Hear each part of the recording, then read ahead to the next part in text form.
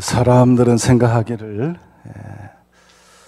모든 것이 다 풍족해야 행복하리라 그렇게 생각을 합니다. 먹을 양식도 풍족하고 입을 옷도 풍족하고 또 돈도 풍족하고 또 주변의 사람도 풍족하고 또 건강 상태도 양호하고 자식들도 공부 잘하고 직장도 탄탄하고 실직의 우려도 없이 또 연봉도 넉넉하게 준다면 행복의 조건은 다 갖추었다 이렇게 생각을 합니다. 또 거기에 넓은 고급 집에 산다면 그보다 더 완벽한 것이 없다 이렇게 생각합니다. 그런데 여러분, 현실적으로 우리가 돌아보면 이렇게 모든 것을 다 완벽하게 갖추고 사는 사람은 없습니다. 재물이 넉넉한 사람이라 할지라도 건강이 좋지 않을 수 있고 또 재물도 건강도 좋지만 또 가정이 화목하지 않은 사람도 많습니다. 또 모든 것에 부족함이 없지만 또 사람을 잘못 만나서 고생하며 속을 썩는 사람도 많이 있습니다. 그래서 다 좋은데 내가 이것 때문에 불행하다, 이것만 해결되면 참 좋겠다 말하는 사람들이 많이 있습니다.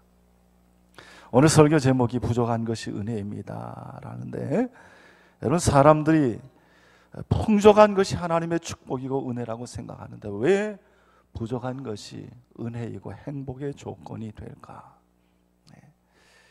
오늘 성경에 나오는 한나의 가정을 보면 여러분, 그 가정에도 문제가 많았습니다. 한나가 아이를 낳지 못했습니다. 그러자 남편은 아이를 낳고 다른 여자를 아내로 맞았습니다. 그런데 이 다른 여인 분인나는 아이를 아주 잘 낳았습니다. 그래서 이 한나의 적수가 되었습니다. 늘 한나를 괴롭혔습니다. 아이를 낳지 못하는 약점을 놀리고 깔보고 상처를 주면서 못 살게 굴었습니다. 그러니 한나가 늘 마음이 괴롭습니다. 마음이 슬픕니다. 남편이 사랑을 쏟아 부어주어도 위로가 되지 못했습니다. 재산을 갑절이나 주어도 기쁘지 않았습니다. 내가 10아들보다도 그대에게 낫지 아니하냐 위로해 주어도 그 마음의 슬픈 감정이 사라지지 않았습니다. 그런데 그렇게 불행했던 한나가 행복한 여자로 변하기 시작합니다. 식욕이 돌아오고 음식을 먹기 시작합니다. 눈물이 그치고 얼굴에 근심빛이 없어졌습니다.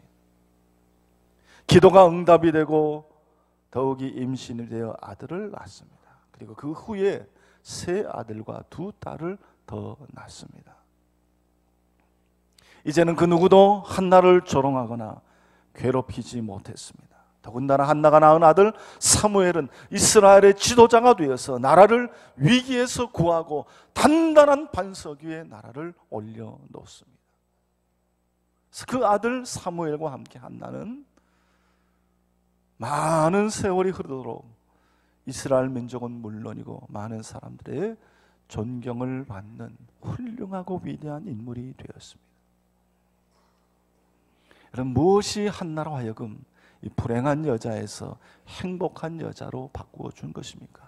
그 첫째는 바로 그의 부족함입니다. 아이를 낳지 못하고 또 그에게 상처를 입히는 이 분인나의 언행, 이것이 한나의 운명을 바꾸어 놓은 것입니다. 사무엘상 1장 5절에 보면 여호와께서 그에게 임신하지 못하게 하시니라고 기록이 되어 있습니다. 여러분, 하나님이 한나를 미워해서 그로 하여금 임신하지 못하게 하셨겠습니까? 절대로 아닙니다. 하나님은 한나를 사랑했습니다. 그런데 왜 다른 사람이 하는 임신을 이 한나는 못하게 막으신 것입니까? 이 말씀을 우리가 뒤집어 생각해 보면, 만약 하나님이 한나로 하여금 결혼하자마자 쉽게 임신이 되도록 도우셨다면 그가 어떻게 되었을까? 또 거꾸로 이 분인나가 한나를 격분하지 않게 하고 오히려 위로하고 잘 공경하고 그를 잘 대해 주었다면 어떻게 되었을까? 이렇게 생각해 보면 여러분, 그렇다면 한나가 이렇게 하나님께 간절히 기도하지 않았을 것입니다. 하나님을 경험하지 못했을 것입니다.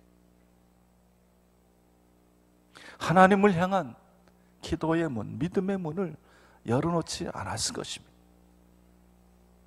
그런 한나를 통해서 위대한 인물 사무엘이 나오지 못했을 것입니다. 그저 평범하게 살아가는 여인, 그저 남편의 사랑을 받고 그냥 자식들과 살다가 이름 없이 사라지는 여인이 되었을 것입니다. 여러분, 한나는 남편을 통해서 은혜를 받은 것이 아닙니다. 한나의 은혜는 분인나를 통하여 받은 것입니다.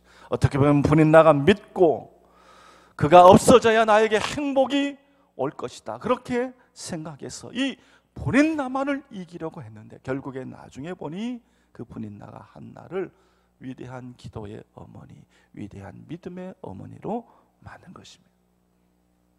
분인나가 아니었으면 그는 하나님께 나가지 않았습니다.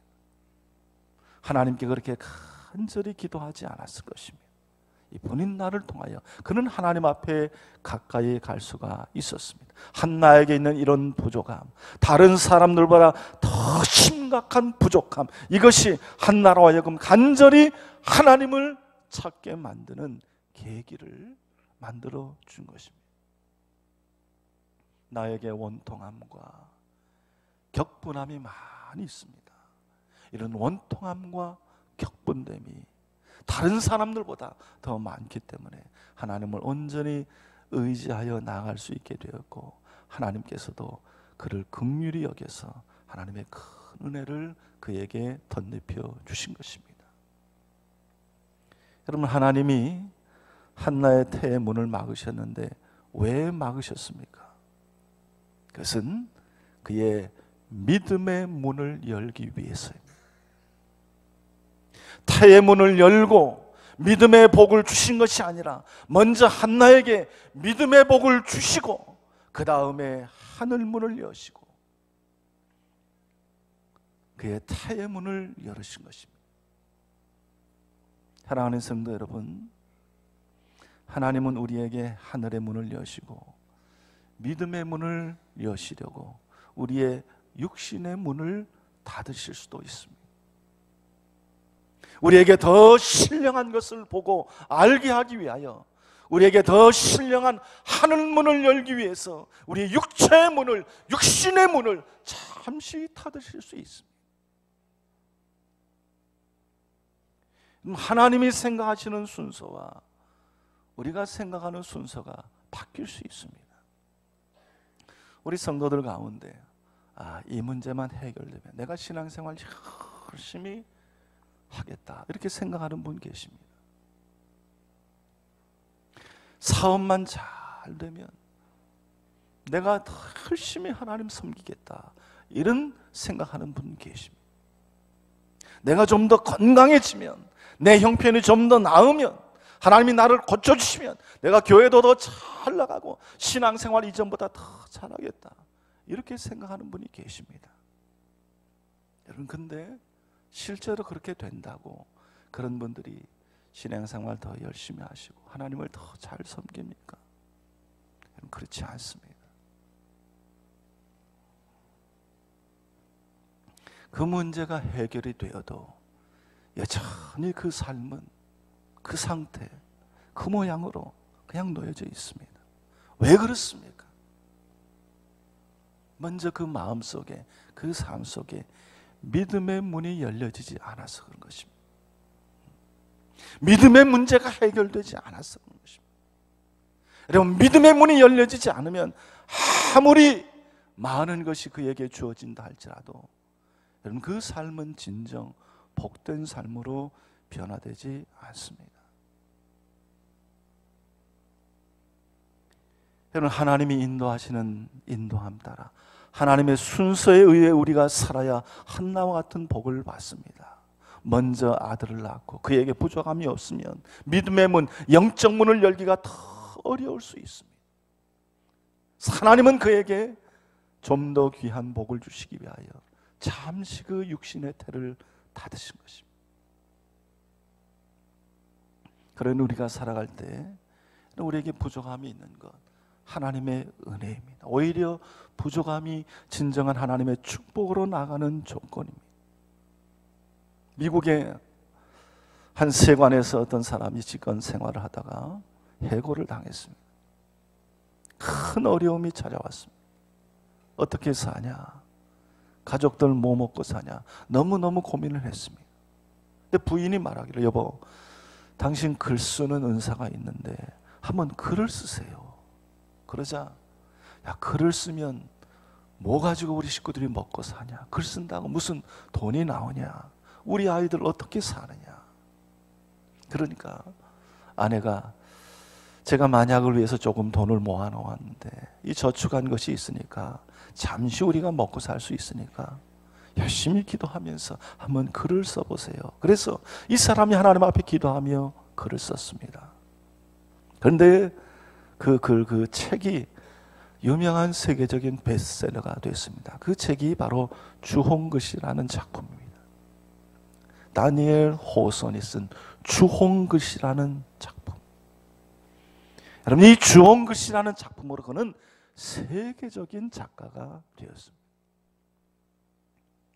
그가 만약 세관에서 그렇게 해고를 당하지 않았더라면 그럼 아무도 그를 알지 못했을 것입니다. 여러분, 여러분의 삶에 부족함이 보입니까? 어려운 환경을 만났습니까? 나의 어려운 것, 부족한 것만 생각하지 말고 슬퍼하고 낙심하고 주저앉아 있지 말고 오히려 그 부족함을 바라보며 하나님 앞에 나와 하나님을 향한 이런 믿음의 문을, 마음의 문을 활짝 열 수 있기를 바랍니다. 하나님께서 말씀하시고 하나님께서 인도하시고 하나님께서 허락해 주시는 하늘의 음성을 듣고 여러분의 마음과 심령 속에 위로를 얻으며 새로운 용기를 갖고 진정한 축복의 자리를 향하여 나아갈 수 있는 우리 성도님들이 다 될 수 있기를 주님의 이름으로 축원합니다. 다음으로 이 한나로 하여금 그를 불행한 여자에서 행복한 여자로 바꿔준 것은 그가 하나님께 드린 기도입니다. 10절에 보면 한번 10절 말씀만 같이 한번 읽어봅시다. 시작. 한나가 마음이 괴로워서 여호와께 기도하고 통곡하며. 한나가 마음이 괴로워서 여호와께 기도하고 통곡하며, 그렇게 말씀합니다. 기도하되 그냥 기도한 게 아니라 간절히 그 마음을 아뢰며 통곡하며 기도했다. 12절에 보면 그가 여호와 앞에 오래 기도하였다 기록합니다. 하나님 앞에 나와서 오래 그 마음을 아뢰며 하나님 앞에 기도했습니다. 15절에도 보면 한나가 여호와 앞에 내 심정을 통하였다, 그렇게 표현하고 있습니다.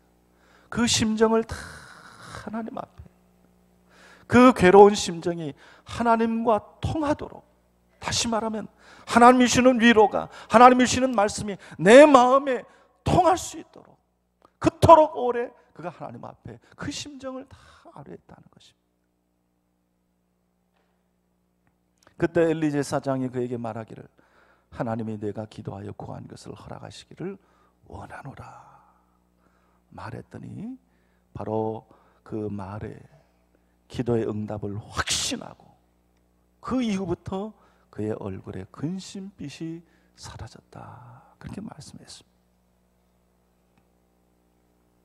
여러분, 하나님께서 우리의 길을 막으시고 때로는 우리의 문을 닫는 경우가 있습니다. 왜냐? 하나님을 찾으라고, 하나님께 기도하라고 그 문을 닫으십니다. 먼저 위의 문을 열라고, 하늘의 문을 열라고, 천국의 문을 열게 하기 위해서 하나님께서는 잠시 이 세상의 문을 닫으시는 것입니다.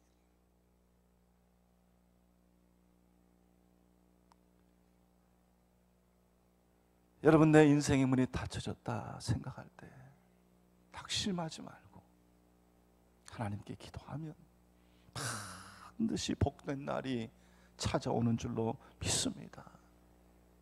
우리가 이 세상 볼 때 일찍부터 잘 돼서 부족한 것 없이 행복과 번영을 누리는 사람들이 있습니다. 그런데 이런 사람들 보면 여러분 처음엔 잘 되는 것 같습니다. 그런데 여러분, 그들은 하나님을 찾을 이유가 없습니다. 하나님께 기도할 이유도 없습니다. 그리고 기도할 줄도 모릅니다. 결국 하나님 없이 살다가 결국에 보면 나중에 다 후회하는 인생을 삽니다. 우리가 잘 아는 D.L. 무디의 아버지, 그는 40세에 별세했습니다. 무디의 어머니가 남은 9의 자녀들을 홀로 키워야 됐습니다. 그래서 이 무디의 어머니는 밤마다 자녀들에게 하나님의 말씀을 가르치고 아이들이 잠든 후에는 밤을 새워 울면서 하나님의 은혜를 구했습니다. 하나님, 이 아이들 책임져 주세요. 하나님께 눈물로 기도했습니다. 그러는 가운데 이 D.L. 무디와 같은 훌륭한 믿음의 사람이 자라난 것입니다. 몇 년 전에 두 아들이 한꺼번에 사법고시에 합격한 그 아버지가 신문에 났습니다. 시골 교회, 작은 교회 장로님으로 계시는 분인데 아들만 6형제를 줬는데 5째, 6째가 동시에 사법고시에 합격을 했습니다. 기자가 그렇게 잘된 비결이 뭐냐 물었더니 그 장로님 아버지가 말씀하시기를, 저는 어려서부터 자식들에게 한 번도 공부하라고 재촉해 본 적이 없습니다. 그저 주님을 바라보며 신앙생활 열심히 할 것만을 당부했고 우리 부부는 아이들 앞에 기도의 본을 보이려고 힘썼을 뿐입니다. 그렇게 대답했습니다. 무슨 말씀입니까? 연약함 가운데서도 부족한 가운데서도 하나님께 간절히 기도했다는 것입니다. 에스겔 36장 37절에 보면 나 주 여호와가 말하노라, 그래도 이스라엘 족속이 이와 같이 자기들에게 이루어 주기를 내게 구하여야 할지니라, 그렇게 말했습니다. 무슨 말씀이냐? 하나님이 아무리 이스라엘을 돕는다, 또 이스라엘 축복한다 약속을 했지만 너희들이 내게 구하지 아니하면 못 준다는 것입니다. 약속했다고 주는 것이 아니라는 것입니다. 내가 그 약속에 근거해서 기도하는 일에 내가 응답한다는 것입니다. 여러분, 하나님이 우리의 기도에 응답하기 위하여 많은 준비를 하셨지만 기도해야, 달라고, 요구하고, 구해야 그것이 이루어진다는 것입니다. 여러분, 그렇지 않습니까?